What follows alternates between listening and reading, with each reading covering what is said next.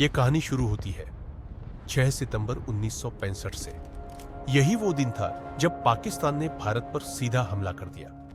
पाकिस्तान का मकसद साफ था कि भारत की सीमाएं अपने क्षेत्र में लेना, लेकिन पाकिस्तान भूल गया था कि उनके सामने खड़ी है भारतीय सेना। 6 सितंबर 1965 की रात को भारतीय सेना ने जवाबी हमला शुरू कर दिया। पूरे जोश के साथ भारतीय सेना मुंहतोड़ जवाब दे रही थी।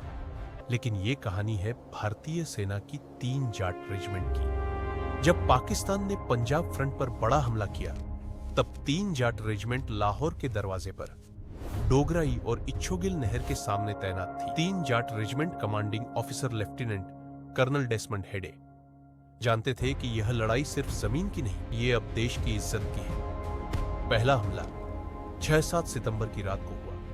रात के 11:30 को अंधेरी रात, मक्का के खेत, चारों तरफ सन्नाटा, और अचानक मशीन गन की आवाज, मोर्टार के गोले। पाकिस्तानी सेना पूरी तैयारी के साथ मजबूत बंकर, खैयाम, भारी हथियार। लेकिन 3 जाट के जवान कहां रुकने वाले थे। भयानक आमने सामने की लड़ाई हुई। जब गोलियां खत्म हो गई तो भारतीय सेना सीधा बायोनेट निकालकर कूद गई, हर बंकर को निस्त नाबूद कर दिया।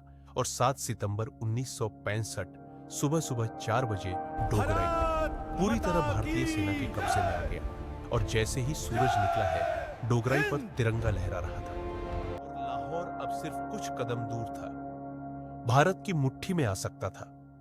दूरी सिर्फ 6 किलोमीटर।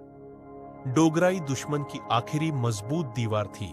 जैसे ही वो टूटी, लाहौर तक जाने का रास्ता लगभग साफ हो गया था। पाकिस्तान की कमर वहीं टूट चुकी थी।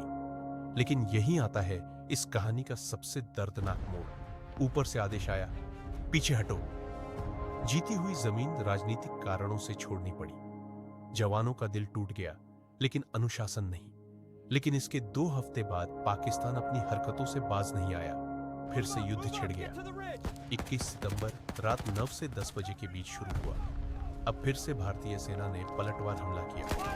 इस बार पाकिस्तान के पास टैंक, भारी तोपखाना, पूरी तैयारी। लेकिन सामने फिर वही 3 जाट रेजिमेंट। और भी खतरनाक युद्ध हुआ। गोलाबारी पहले से ज्यादा भयानक थी। पाकिस्तान के पास अमेरिकन मॉडर्न हथियार थे, लेकिन पीछे हटने का सवाल ही नहीं था। भीषण युद्ध हुआ।